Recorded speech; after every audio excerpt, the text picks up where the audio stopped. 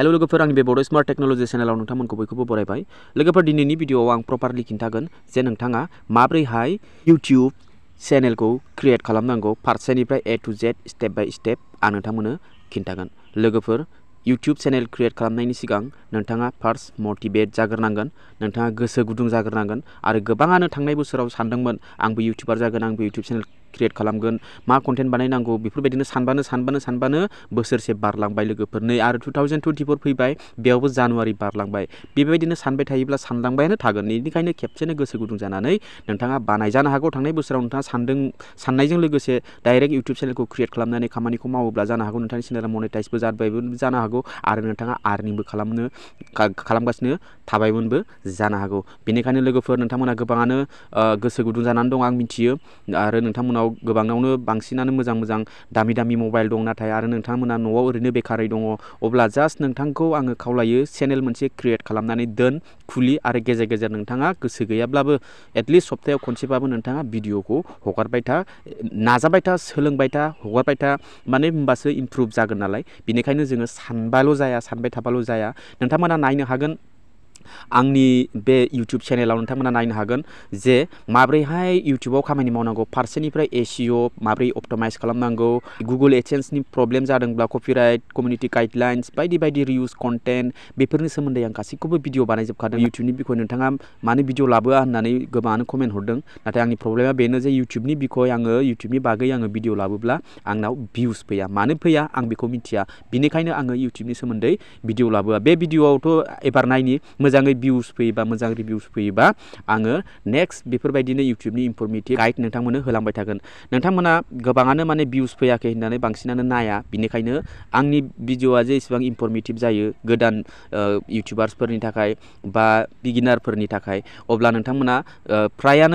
फ्रायानो आंनि YouTubeनि सोमोन्दै भिडिअ बानायब्लाथाय नाया। नोंथांमोना आंनि फुराना भिडिअखौ थांनानै नाय, YouTubeनि सोमोन्दै जि भिडिअफोर दं बेयाव इसेबां भिउस गैया। अके, अब्ला नोंथांमोना दा नायनो हागोन। नोंथांमोना नै आं नोंथांमोननो डाइरेक्ट एनालिटिक्स डेशबर्डआव YT स्टुडिअ आङो डाइरेक्ट अपेन खालामनानै खिन्थायो। लास्ट 28 डेज बेयाव आङो बेसेबां भिउस मोन्दों नोंथांमोना नायनो हागोन। 96.1K आरो वाट्स टाइमा नोंथांमोना नायनो हागोन 5.8K। बेनिफ्राय साबस्क्राइबारखौ नोंथांमोना नाय, लास्ट 28 डेजनि साबस्क्राइबारा आंना 202.2K आंना साबस्क्राइबार दं आरो आर्निंखौथ' दा आं बुंथ'ला। अके लोगोफोर, अब्ला नोंथाङाबो मास मोनसेनि गेजेराव, आं साननै सानथाम बुङा बा सानब्रै सानबानि गेजेराव होनना, मास मोनसेनि गेजेराव नोंथाङाबो 1K साबस्क्राइबार नोंथाङा गेइन खालामनो हागोन जुदि प्रपारलि YouTubeआव नोंथाङा आं जेरै खिन्थादों स्टेप बाय स्टेप नोंथाङा जुदि सोलोंनानै गावनि चेनेलाव एप्लाइ खालामोब्ला। अके, नोंथांमोना गावनो नायनो हाबाय दा 2000निबो बारा आं मास मोनसेनि गेजेराव साबस्क्राइबार गेइन खालामनो हादों आरो नोंथांमोना नायनो हागोन गासिबो ब्लु कालारनि थिरा गोजौआव दावखोजोबनाय गोजा। आरो भिउसनि खोथा बुङोब्ला YouTubeनि अनगायै आं गुबुन भिडिअ, आं इनफरमेटिभ भिडिअ बानायोब्ला भिउसआ गोबां फैयो, नाथाय YouTubeनि सोमोन्दै भिडिअ बानायब्लाथाय मानो फैया, बिनि थाखायनो आङो YouTubeनि भिडिअखौ आङो लाबोनाय जाया बारा। अके लोगोफोर, नाथाय आं बे भिडिअनि गेजेरजों मोजाङै भिउस फैयोबा आं गेजेर गेजेर बेफोरबायदिनो आं नोंथांमोननि सिगाङाव YouTubeनि बागै आङो गाइड होलांबाय थागोन। अब्ला भिडिअआ एसे गोलाव जानो हागौ, नाथाय दिनैनि भिडिअखौ कमप्लिट जुदि नोंथाङा नायजोबोब्ला गोबां नोंथाङा नलेज मोनगोन आरो रोंगोन आरो गावनि चेनेलाव एप्लाइ खालामोब्ला मास मोनसेनि गेजेराव नोंथाङा 1000 साबस्क्राइबार नोंथाङा गेइन खालामनो हागोन। अके लोगोफोर, अब्ला भिडिअखौ नायलांदो फार्स्टनिफ्राय लानानै जोबजासे नायलांगोन होननानै आं आसा खालामो। फार्स्ट YouTube चेनेल खुलिजेननायनि सिगां आं सिगाङावनो बुंखाबाय नोंथाङा मटिभेट जानांगोन, गोसो गुदुं जानांगोन। बेनिफ्राय नोंथाङा मा खालामनांगोन, गावनि मबाइलजोंनो नोंथाङा YouTube चेनेलखौ क्रिएट खालामनानै खामानिखौ मावबाय थानो हागोन। दिनैनि भिडिअआव आं नोंथांमोननो फारसेनिफ्राय A to Z step by step आं नोंथांमोननो खिन्थालांगोन। अब्ला भिडिअखौ नायलांदो। फार्स्टआवनो बेहाय YouTube एपखौ फार्स्टआवनो आं बेहाय अपेन खालामबाय। नोंथाङाबो बेफोरबायदिनो खालाम, आं जेरै खालामलांदों, आं जेरै बुंलांदों नोंथाङा खोनासंलां आरो नोंथाङाबो बेफोरबायदिनो एप्लाइखौ खालामनो हागोन। बे लग'आव आं क्लिक खालामगोन। बे लग'आव क्लिक खालामनानै बेफोरबायदि इन्टारफेस फैगोन। बेयाव मोनगोन सुइच एकाउन्ट, बेयाव सुइच एकाउन्ट मोनगोन। बे सुइच एकाउन्टआव नोंथाङा बेहाय क्लिक खालामनांगोन। बेयाव क्लिक खालामनाय लोगो लोगो बेफोरबायदि नोंथांमोनाव पेज अपेन जागोन। बेयाव गासैबो नोंथांनि मबाइलाव जि जिमेल लगइन जानानै दङ बे गासैबो जिमेलफ्रा बेहाय फैजोबगोन। बेनिफ्राय दानिया नोंथाङा मा खालामनांगोन, नोंथाङा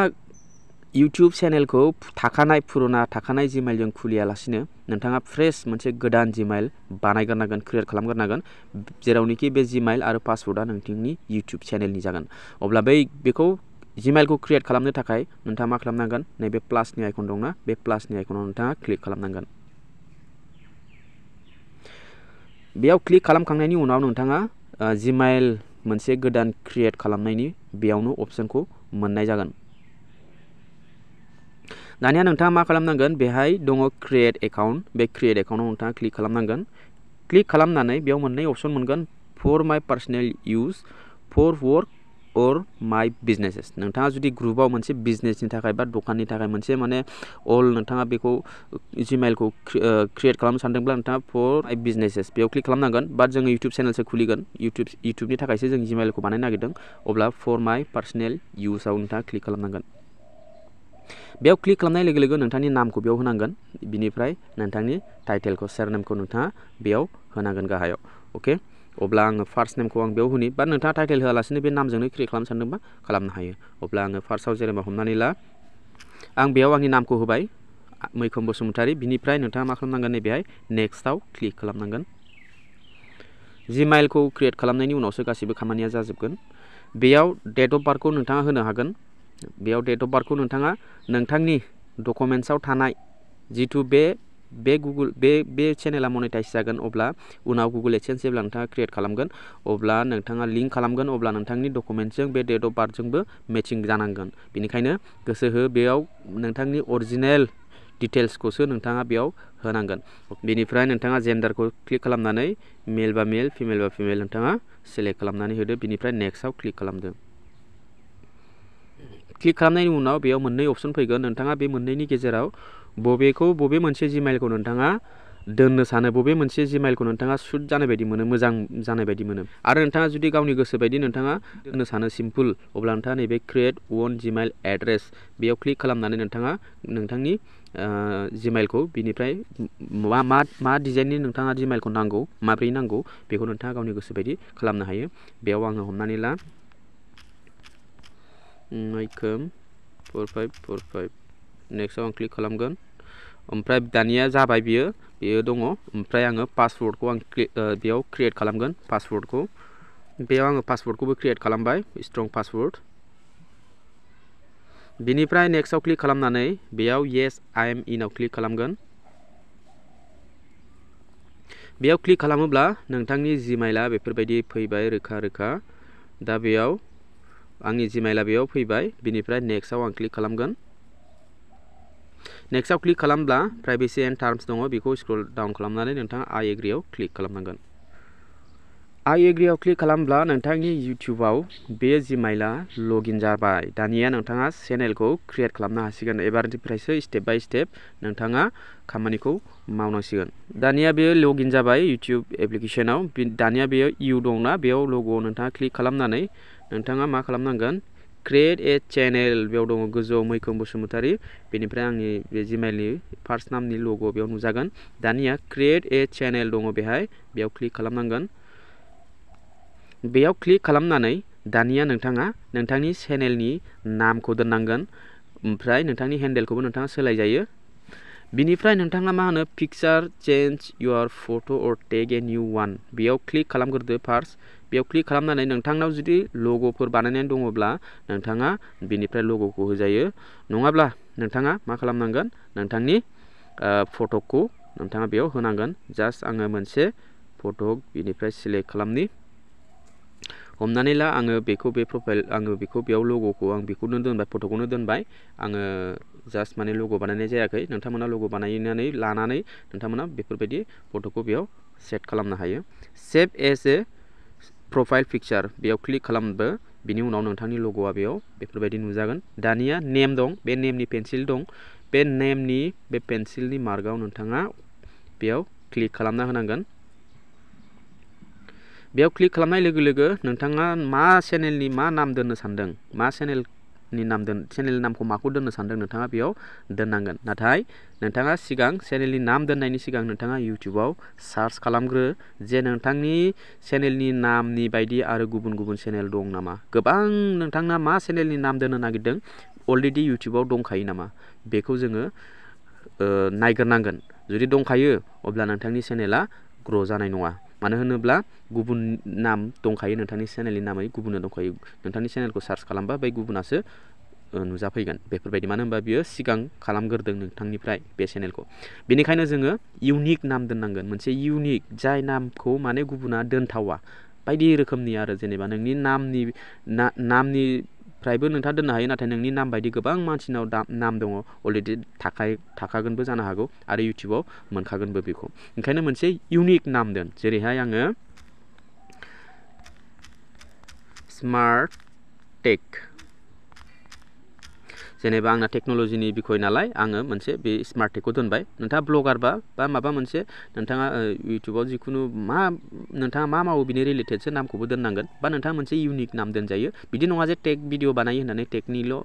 बेफोरबायदि थागोन वार्ड थागोन बे नङा नोंथाङा गोसोबायदि मोनसे इउनिक दोननांगोन जानो हागौ बे स्मार्ट टेकआबो इउटिउबाव अलरेडि दंखायो बाट आं नोंथांमोननो बेखौनो फोरमायनो थाखायसो आं जास्ट एग्जाम्पलनि थाखायसो आं नोंथांमोननो खिन्थाबाय बेयाव आङो नामखौ होबाय स्मार्ट टेक दानिया आङो बेखौ सेभ खालामनोसै सेभ खालामनायनि उनाव बिनिफ्राय बेयो जाबाय दानिया क्रिएट चेनेल गाहायाव दङ क्रिएट चेनेल बेयाव नोंथाङा क्लिक खालामनांगोन बेयाव क्लिक खालामनाय लोगो लोगो नोंथांनि चेनेला क्रिएट जाबाय बेयाव क्लिक खालामदो नोंथांनि चेनेला क्रिएट जाबाय भिउ चेनेलाव नोंथाङा दा क्लिक खालामोब्ला नोंथांनि बेयाव बेफोरबायदि इन्टारफेस फैगोन दानिया नोंथाङा भिडिअखौ आपल'ड खालामथ'नाङा बेयाव नोंथाङा दा मा खालामनांगोन नैबे मेनेज भिडिअस बे पेन्सिलनि मार्क दंना बेयाव क्लिक खालामोब्ला नोंथाङा नैबेयाव नोंथांनि नाम हेन्डेल आरो नोंथांनि चेनेलनि URL खौबो बेयावनो मोनबाय ओमफ्राय दानाबा नैबे डिसक्रिपसननि थिरनि आइकनाव नोंथाङा खनसे क्लिक खालामबावदो बेयाव क्लिक खालामनानै नोंथाङा मानि बिखय भिडिअ बानायो बेखौ नोंथाङा बेयाव सर्ट लिरनांगोन फोरमायनांगोन पाब्लिकआ अब्लासो नोंथांनि चेनेलाव फैनाय लोगो लोगो नोंथांनि डिसक्रिपसनाव नागिरगोन मानि सोमोन्दै नोंथाङा भिडिअ बानायो बिनि सुंद'यै ओरैनो जास्ट माने नोंथाङा मानि सायाव भिडिअ बानायो बेखौ बेयाव होनांगोन एबाउट सेक्सनाव जिथु थायो बेफोरबायदि अब्ला नोंथाङा दा बेनिफ्राय खामानिया बेखिनियाव जोबथ'बाय दानिया नोंथाङा मा खालामनांगोन क्रोम ब्राउजाराव थांनांगोन दा क्रोम ब्राउजारावसो एबार गासैबो मेन खामानिया क्रोम ब्राउजारावसो जाजोबगोन नोंथाङा दा बिनिफ्राय मिथिबाय जे जिमेलखौ माबोरैहाय क्रिएट खालामो बेनिफ्राय चेनेलखौ माबोरैहाय चेनेलनि नामखौ होयो चेनेलखौ माबोरैहाय क्रिएट खालामो बेखौल'सो मिथिबाय दा क्रोम ब्राउजाराव थांनोसै क्रोम ब्राउजाराव मेन खामानिखौ आं नोंथांमोननो खिन्थानि आरो नोंथाङा मा मावनांगौ क्रोम ब्राउजाराव फैनायनि उनाव फार्स्टआवनो नोंथाङा दासो क्रिएट खालामनाय जिमेलजों बेयाव लगइन जानांगोन क्रोम ब्राउजाराव बेखौ लगइन जानो थाखाय नोंथाङा मा खालामनांगोन नैबे नोंथांनि जि गुगोलाव क्रोमाव जि जिमेल दङ बेसो श' जागोन नालाय दा नोंथाङा नोंथांनि जिमेलखौ बेयाव लाबोनांगोन बेखौ लाबोनो थाखाय नोंथाङा नैबे गोजौनि लग'आव क्लिक खालामनानै नोंथाङा बयनिख्रुइ नैबे गोजौसिननि बेयाव क्लिक खालामदो बे जिमेलाव क्लिक खालामनानै गाहायथाराव sign out and turn off signing बेयाव नोंथाङा क्लिक खालामनांगोन बेयाव गासैबो जिमेलफ्रा श' जाजोबगोन बाट नोंथाङा दासो क्रिएट खालामनाय जिमेलखौ लगइन खालामग्रोनांगोन बेयाव लगइन खालामनो थाखाय साइन आउट एन्ड टार्न अफआव क्लिक खालामदो बिनिफ्राय नैबेयाव टिक मार्क होनानै कन्टिनिउ नोंथाङा क्लिक खालामनांगोन क्लिक खालामखांनायनि उनाव नोंथाङा जिमेलखौ सिलेक्ट खालामनो हासिगोन दा टार्न अन साइनिंआव बेयाव क्लिक खालामनानै नोंथाङा दा बावैसो क्रिएट खालामनाय जिमेलखौ बेयाव सिलेक्ट खालामदो बेफोरबायदि आं सिलेक्ट खालामबाय बिनिफ्राय येस आइ एम इनआव नोंथाङा क्लिक खालामनांगोन बेयाव क्लिक खालामनाय लोगो लोगो बियो बेयाव लगइन जाबाय दानिया बेक फैफिनदो बेक फैनानै नोंथाङा मा खालामनांगोन बेयाव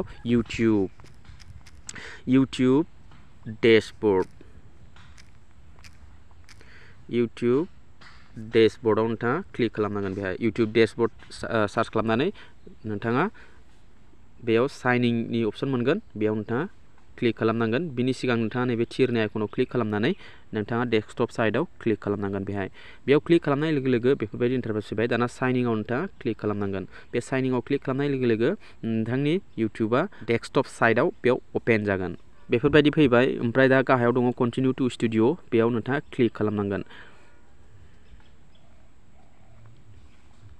जुदि नोंथांनाव YT स्टुडिअ एप्लिकेसन अलरेडि दंखायो अब्लासो बेफोरबायदि फैगोन बिनिफ्राय दानिया बेफोरबायदि फैबाय नोंथांनि चेनेला बेयाव अपेन जानो थाखाय नैबेयाव कन्टिनिउ नोंथाङा क्लिक खालामनांगोन वेलकाम टु इउटिउब स्टुडिअ बेयाव कन्टिनिउ नोंथाङा क्लिक खालामनांगोन कन्टिनिउ क्लिक खालामनाय लोगो लोगो दा बेयाव एकदम निल एकदम जिर' साबस्क्राइबार जिर' बेफोरबायदि बेयाव गासिबो बेयाव श' जाजोबगोन दा नोंथाङा भिडिअखौबो डाइरेक्टलि आपल'ड खालामथ'नाङा भिडिअ आपल'ड खालामनायनि सिगां बेफोर खामानिखौ नोंथाङा मावना लाग्रोनांगोन फार्स्टआवनो नोंथाङा बेफोरबायदि इन्टारफेस फैबाय नालाय बयनिख्रुइ गाहायनि लेफ्ट साइडआव नोंथाङा सेटिंनि आइकन मोनगोन बेहाय बे सेटिंनि आइकनाव नोंथाङा क्लिक खालामनांगोन बेयाव क्लिक खालामनानै नोंथाङा नैबे जेनेरेल दङ ओमफ्राय गाहायाव दङ चेनेल बे चेनेलाव नोंथाङा क्लिक खालामनांगोन बेयाव चेनेलाव क्लिक खालामनायनि उनाव माखासे basics info advance setting future eligibility नोंथाङा बेयाव सेट खालामनानै लानांगोन दा बेयाव जेनेरेल दङ बेनिफ्राय नोंथाङा काउन्ट्रि अफ रेसिडेन्स बेखौ सिलेक्ट खालामनो थिनदों बे एर'आव नोंथाङा क्लिक खालामनानै नोंथाङा इन्डियाखौ सिलेक्ट खालामना होनांगोन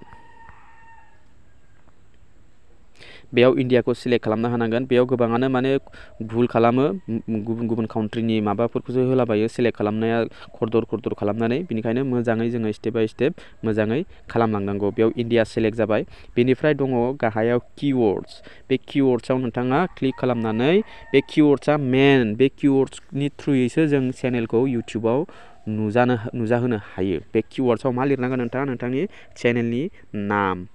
जेरैहाय स्मार्ट टेग लिरदो ओमफ्राय कमा होदो बेनिफ्राय आरो बेयाव नोंथाङा गिदिर गिदिर चेनेलनि नामखौ बेयाव होनो हायो गिदिर गिदिर इउटुबारफोरनि नामखौ इउटुबारनि चेनेलनि नामखौ नोंथाङा बेयाव होनानै लानो हागोन अके बेयाव मोनथाम मोनब्रै बेफोरबायदिनो केपिटेल लिटार स्मल लिटार बेफोरबायदिनो नोंथाङा लिरलांबाय थानानै एसे गोलावसिम नोंथाङा नामफोरखौ दोननो हागोन बेयाव गोसोबायदि बेनिफ्राय 12 घन्टानि उनाव नोंथांनि बे चेनेला इउटुबाव सार्च खालामब्लानो नुजागोन गोबांनि चेनेलानो इउटुबाव नुजाया दाबो आङो रिभिउ खालामनो सानो कमेन्ट्स रिप्लाइ खालामनाय समाव बिथांनि चेनेलखौ आं एसे भिजिट खालामनो सानो नाथाय गोबाङानो नुजाया सार्च खालामजाया ओंखायनो लोगोफोर बेयो मेन जोंहा कीवर्ड्सखौ होथारनांगोन बेयाव जाबाय बेनिफ्राय एडभान्स सेटिंआव नोंथाङा क्लिक खालामनांगोन बेहाय एडभान्स सेटिंआव क्लिक खालामोब्ला नोंथाङा गाहायाव नुनो मोनगोन I want to review this setting for every video गोबाङानो मा खालामो बेखौ सोरबा गथ'फोरनि थाखाय भिडिअ बानायोब्ला बेयाव yes होना माने न'आवनो दोनो ओमफ्राय सोरबा माने गथ'फोरनि भिडिअ नङा बेयाव किड्ससो जानानै थायो बेयाव माने इउटुबा बेफोरखौ माने रिभिउ खालामोब्ला नोंथांनि इउटुब चेनेला बेयाव माने मा होयो गाइडलाइन्स फैयो गोबांनावनो बेफोरबायदिनो बे गथ'फोरनि भिडिअसो नोंथाङा मानो नङा होनना बुंदों बेफोरबायदि आरो गासैबो इउटुबा मिथिजोबखायो बेनिखायनो जोङो मा खालामनांगोन I want to review this setting for every video बेयाव नोंथाङा सेट खालामनानै लानांगोन एखनब्ला नोंथाङा गथ'फोरनि भिडिअ हगारोब्ला बेयाव खिथाखागोन बे गथ'फोरनि भिडिअ बा येस नङाबा नो बेफोरबायदि रिभिउ फैबाय थागोन आरोखि आरो जुदि नोंथाङा लास्ट एन्डिंसिम नोंथाङा गथ'फोरनि थाखाय बे भिडिअ हगारा अब्ला नोंथाङा बे न'आव टिक मार्क होनानै दोननांगोन बिनिफ्राय नोंथाङा फिउचार इलिजिबिलिटि बेयाव नोंथाङा क्लिक खालामबावदो बेयाव क्लिक खालामनानै नोंथाङा मा खालामनांगोन नै बेहाय दङ इन्टारमिडियेट फिचार्स बेयाव इलिजिबोल दङ बे एर'आव नोंथाङा क्लिक खालामनांगोन बेयाव क्लिक खालामनानै नोंथाङा मा खालामनांगोन बेयाव बुंदों नोंथाङा 15 मिनिटनि गोजौनि भिडिअ हगारनो सानदोंब्ला नोंथाङा हगारनो हानाय नङा आरो नोंथाङा कास्टम थाम्बनेल लागायनो हानाय नङा आरो लाइभ स्ट्रिमिं खालामनो हानाय नङा जेब्लासिम नोंथाङा भेरिफाइ खालामा नोंथांनि इउटुब चेनेलखौ भेरिफाइ खालामब्लासो इउटुबा सानगोन बिथाङा इउटुबार माने प्रफेसनेल इउटुबार जासिगोन बेफोरबायदि माने इउटुबा सानगोन बेनिखायनो भेरिफाइ खालामालासिनो जोङो बेफोर खामानिखौ मावनो हाया माखासे अपसन्सफ्रा अपेन जाया बेनिखायनो जोङो बेखौ भेरिफाइ खालामनांगोन भेरिफाइ खालामनो थाखाय जोङो नैबे भेरिफाइ फन नाम्बाराव क्लिक खालामनांगोन बेहाय बे भेरिफाइ फन नाम्बाराव क्लिक खालामनाय लोगो लोगो नोंथांखौ नोंथांनि मबाइल नाम्बारजों भेरिफाइ खालामनो थाखाय बेयाव अपसन होनाय जागोन दानिया बेफोरबायदि इन्टारफेस फैबाय दानिया नोंथाङा नैबेयाव दङ सेलेक्ट इउर काउन्ट्रि बेखौथ' सेलेक्ट खालामखादों बे इन्डियायानो बिनिफ्राय गाहायाव नोंथांनि फन नाम्बारखौ बेयाव होनांगोन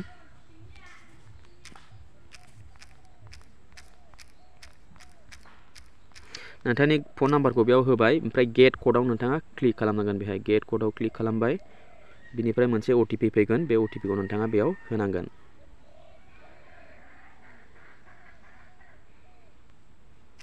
क'ड नाम्बारा बेयाव फैबाय बेखौ आं कपि खालामनि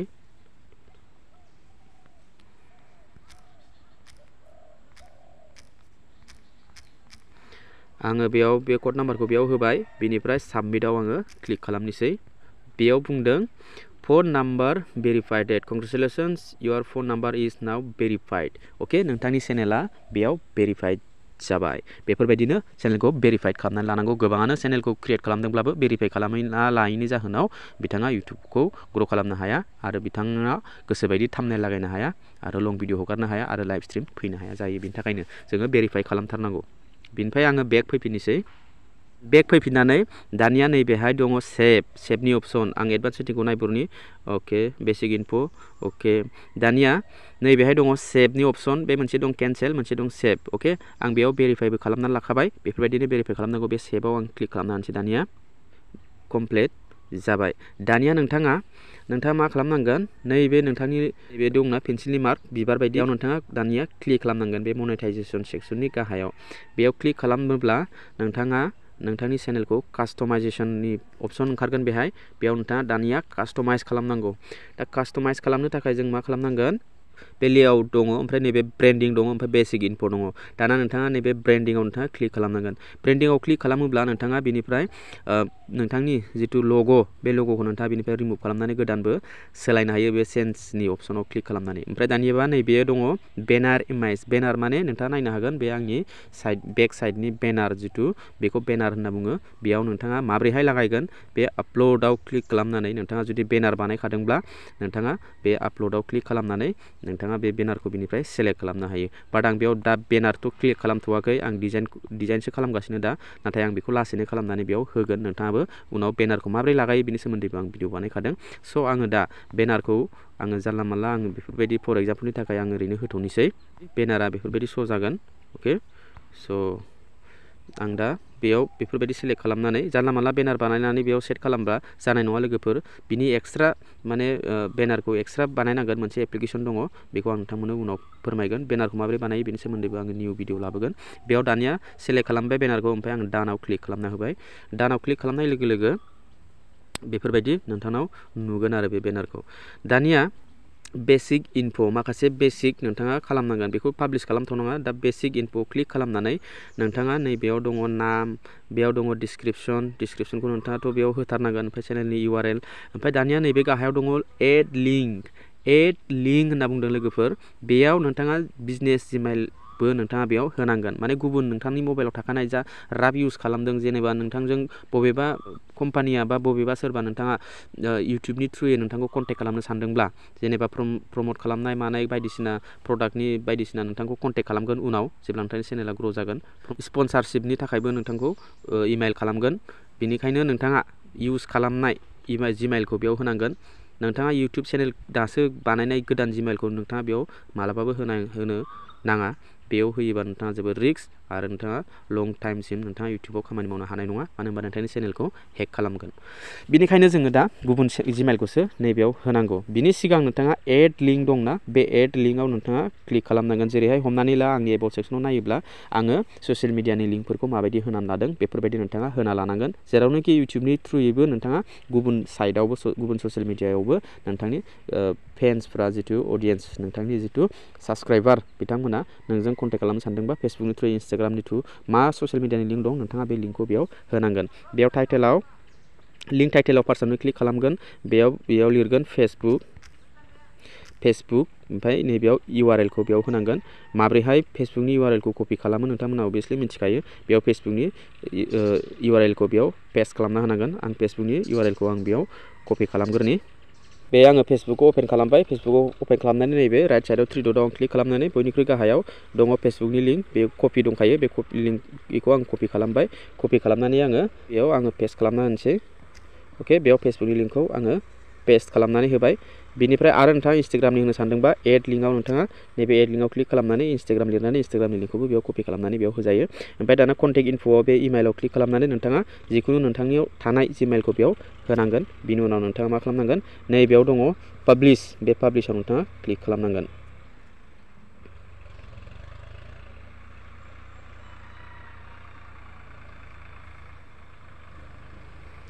बेयाव पाब्लिशआव क्लिक खालामबाय दानिया भिउ चेनेलाव आं क्लिक खालामनि भिउ चेनेलाव क्लिक खालामोब्ला नोंथांनि इउटुब चेनेला बेफोरबायदि जागोन नोंथाङा जोबोद गोरलैयैनो दा नोंथांनि चेनेलखौ क्रिएट खालामनो हाबाय आरो गोबां खामानि मेन खामानिखौथ' आं खिन्थाजोब्बाय आरो इउटिउबाव बाखि माबोरैहाय खामानि मावलांनांगौ नोंथांमोना मिथिलांगोन बिनि थाखाय नोंथाङा मा खालामनांगोन YT स्टुडिअ एप्लिकेसनखौ डाउनलड खालामना लानांगोन प्ले स्ट'रनिफ्राय बिनिफ्राय बेयावनो गासैबो एनालिटिक्स बेसेबां साबस्क्राइबार जाखो बेसेबां भिउस फैदों बबे भिडिअ मा दं मा गैया बबेयाव कमिउनिटि गाइडलाइन्स फैदों बबेयाव कपिराइट फैदों गासैबो नोंथाङा बे YT स्टुडिअनि गेजेरजोंनो मिथिजोबगोन दानिया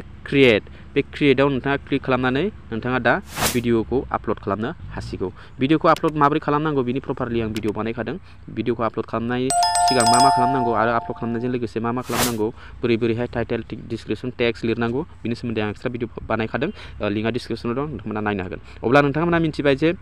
YouTube चेनेलखौ माबोरै क्रिएट खालामो आरो माबोरैहाय जिमेलखौ माबोरैहाय क्रिएट खालामो आरो YouTubeनि मेन बेसिक सेटिंखौ माबोरै खालामना लानांगौ बेखौ नोंथांमोना मिथिबाय अके अब्ला भिडिअआ बेखिनियावनो लोगोफोर भिडिअखौ मोजां मोनोबा लाइक खालाम चेनेलखौ साबस्क्राइब खालामनानै बेल